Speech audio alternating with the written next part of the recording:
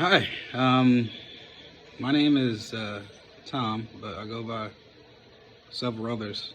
At least I have been going by several other names over the years. And I think I'm happy that I've been invited to talk to you guys about something that's important to me.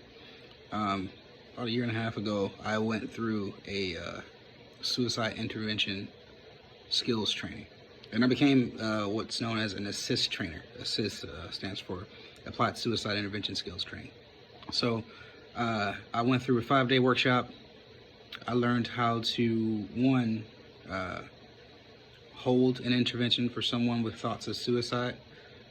What I also did is I learned a lot about myself. I debunked some myths that were out there about suicide.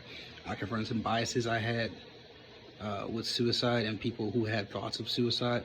And I also learned that language is important when talking about this topic. So when we get a chance to sit down and talk, I like to, one, have a conversation about the topic of suicide and how it's impacted us.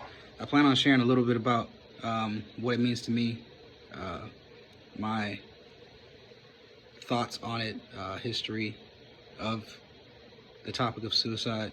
And I also want to hear what you guys have to say.